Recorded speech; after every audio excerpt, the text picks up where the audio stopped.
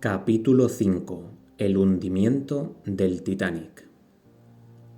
Cuando pensamos en los sucesos que han ocurrido en la historia en los últimos 100 a 200 años, hay ciertos sucesos que se distinguen por haber sido de mayor horror, gran sorpresa y gran tristeza.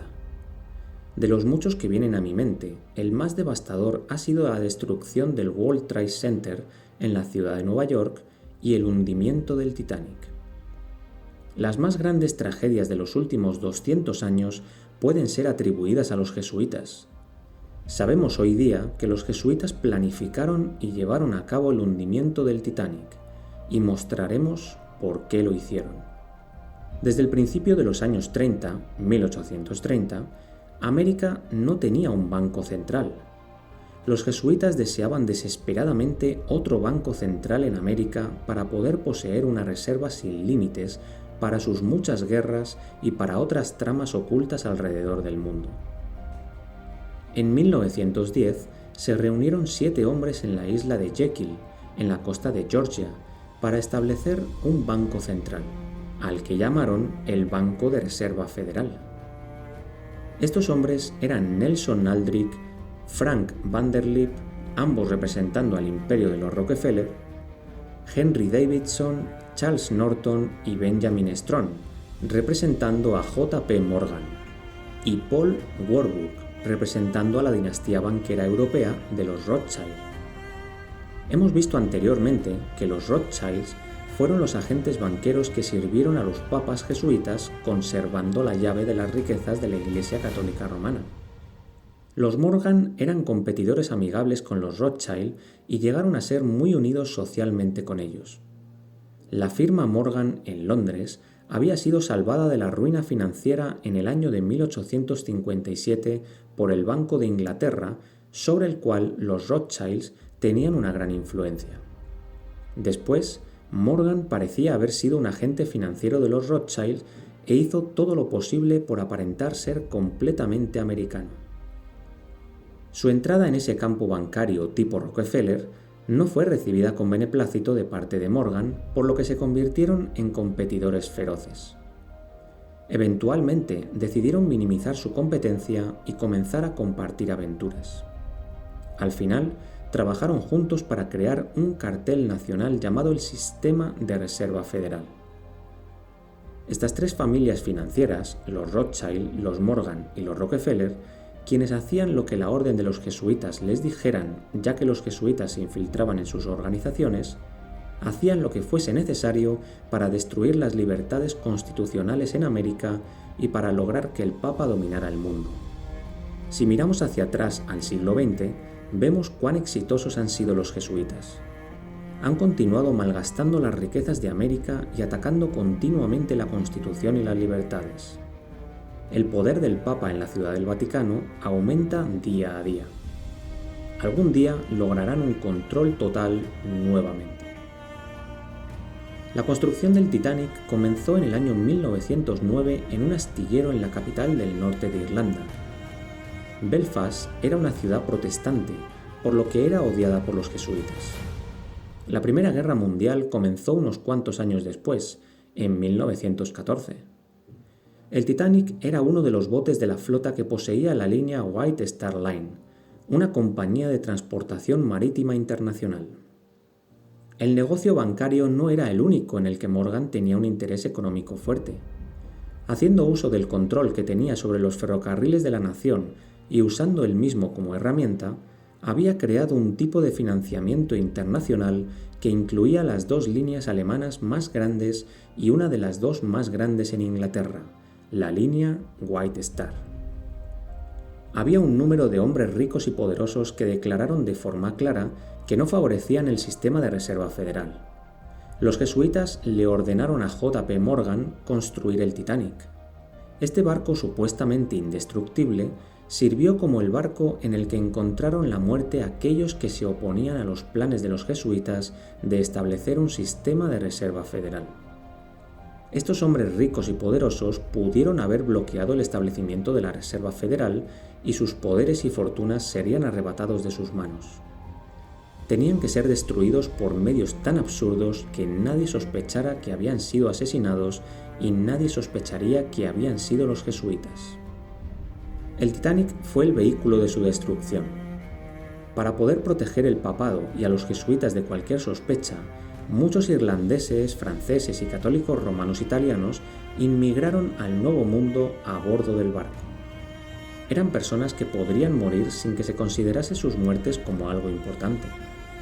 Los protestantes de Belfast que querían inmigrar a los Estados Unidos fueron invitados también a bordo del barco. Todos los hombres ricos y poderosos de los que los jesuitas querían deshacerse fueron invitados a bordo del barco. 3 de los más ricos y poderosos de estos fueron Benjamin Guggenheim, Isidor Strauss, el propietario de las tiendas por departamento Macy's, y John Jacob Astor, posiblemente el hombre más rico del mundo. El total de sus riquezas en aquella época, haciendo uso del valor del dólar en ese momento, era de más de 500 millones de dólares. Hoy día, esa cantidad de dinero tendría un valor de 11 billones de dólares.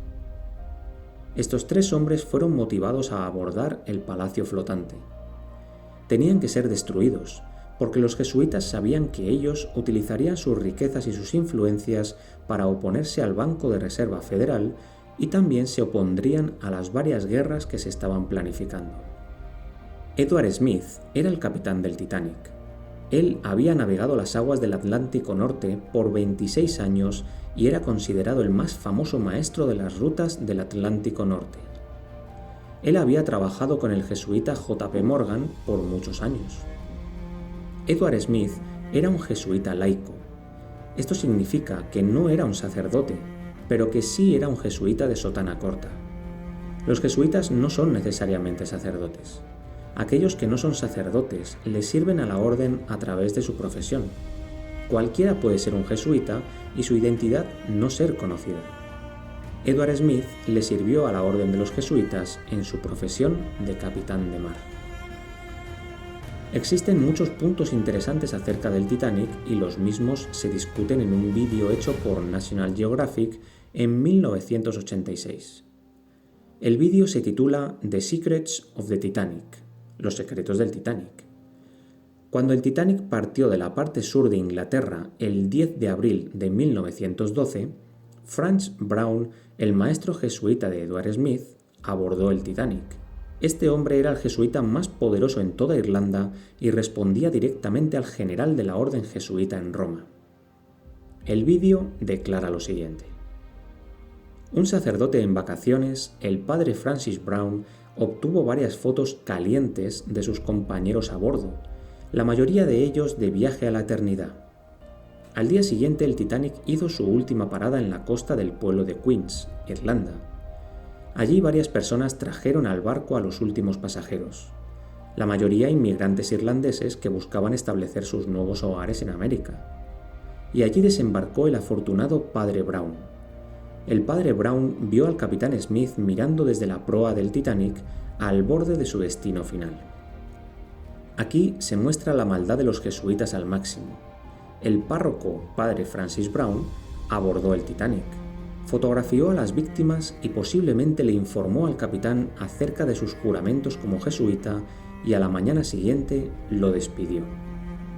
Braun revisó con Edward Smith por última vez en cuanto a lo que tenía que hacer en las aguas del Atlántico Norte. El general jesuita le dijo a Francis Braun lo que iba a suceder. Braun se lo dijo a Smith y el resto es historia.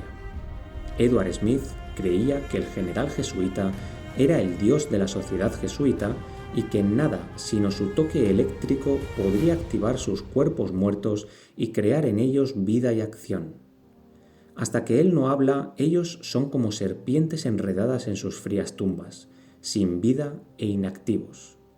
Pero en el momento en el que él da la orden, cada miembro se levanta inmediatamente dejando todo lo que hubiesen estado haciendo incompleto, preparados para asaltar al que se les requiera asaltar y golpear donde quiera que se lo pida que lo haga.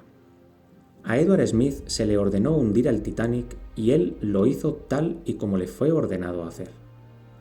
Por el mandato de Dios, el general jesuita, para ellos, es ilegal matar a los inocentes. robar, cometer cualquier maldad, porque Él, el Papa, es el Dios de la vida y de la muerte y de todas las cosas. Por lo tanto, nuestro deber es cumplir con sus mensajes. No hay ningún informe en la historia de una asociación cuya organización haya prevalecido por 300 años, sin cambio y sin alteración a pesar de los ataques de los hombres y los tiempos, y que haya ejercido tan inmensa influencia sobre los destinos de la humanidad. El fin justifica los medios. Es la frase favorita de ellos. Y como su único medio, como hemos mostrado ya, la Orden está dispuesta a cometer cualquier tipo de crimen. Recordemos el juramento que cada persona tiene que hacer para formar parte de la Orden jesuita. Debo considerar mi cuerpo como un cuerpo muerto sin voluntad o inteligencia, como crucificado, quien se entrega sin resistencia a la voluntad de aquel que lo maneja con un bastón en su mano, quien la usa como se le requiere y como mejor le plazca. Cuando una persona hace el juramento de los jesuitas, está atado a su amo hasta el día de su muerte. Edward Smith se había convertido en un hombre sin voluntad y sin inteligencia. Él hubiese cometido cualquier crimen que la Orden le ordenara cometer. A Edward Smith se le había requerido que actuara como mártir. A bordo del Titanic esa noche, Edward Smith sabía cuál era su labor. Estaba bajo juramento. El barco se había construido para los enemigos de los jesuitas. Después de 3 días en el mar, con solo un par de binoculares para ver en la proa, Edward Smith aceleró el Titanic a su máxima velocidad, a 22 nudos de velocidad, en una noche oscura en un océano completamente lleno de hielo cerca de un área de 80 millas cuadradas. Edward Smith hizo todo esto a pesar de que había recibido por lo menos 8 telegramas advirtiéndole que navegara más despacio ya que estaba navegando demasiado rápido. ¿Necesitaría Edward Smith siquiera un aviso? No. Él había navegado esas aguas por 26 años. Él sabía que había icebergs en esa área, pero ni siquiera 8 avisos detuvieron a ese hombre que estaba sometido bajo el juramento de los jesuitas y bajo órdenes específicas de destruir el Titanic. Resultaba absurdo hacerle repetidas advertencias al capitán Edward Smith en cuanto a reducir la velocidad del Titanic en la noche de la tragedia. Era algo que parecía muy absurdo. El hecho de que Smith nunca escuchó las advertencias resulta algo loco. A él se le había impartido órdenes por parte de su Dios, entre comillas, en el Vaticano y nada le haría retroceder. Las enciclopedias muestran una imagen trágica de Smith en sus últimos momentos. En el momento en que vino la orden de bajar los salvavidas, Smith dudó y uno de sus ayudantes tuvo que enfrentarse con él para que diera la orden. Las destrezas legendarias de liderato de Smith parecían haberlo abandonado. Curiosamente estaba indeciso y demasiado cauteloso en esa noche fatal. ¿Podrían ser los anteriores adjetivos con los que se describa a un legendario capitán marino con 26 años de experiencia? ¿O son las palabras que describen a un hombre que estaba luchando en su mente en cuanto a si debía cumplir con su deber como capitán marino u obedecer a su amo quien le había ordenado hundir el barco? La esposa de John Jacob Astor, el hombre más rico del barco, se subió a un bote salvavidas y sobrevivió mientras su esposo murió en las aguas del Atlántico Norte. No había suficientes botes salvavidas y muchos de ellos estaban solo llenos a la mitad de su capacidad, con solo niños y mujeres en ellos. Para prevenir que algunos barcos que pudiesen estar cerca respondieran prestando ayuda, las balas que se disparaban para pedir ayuda eran blancas, cuando deberían haber sido rojas. Las balas rojas, al parecer, significaban que estaban teniendo una fiesta. Una de las más grandes tragedias del siglo XX, el hundimiento del Titanic se encuentra ligado directamente con la orden de los jesuitas. El barco que supuestamente era indestructible, el Palacio Flotante, fue creado para convertirse en la tumba de los ricos que se oponían al sistema de Reserva Federal. Para el 9 de abril de 1912, se eliminaron todas las oposiciones que había a la creación de la Reserva Federal.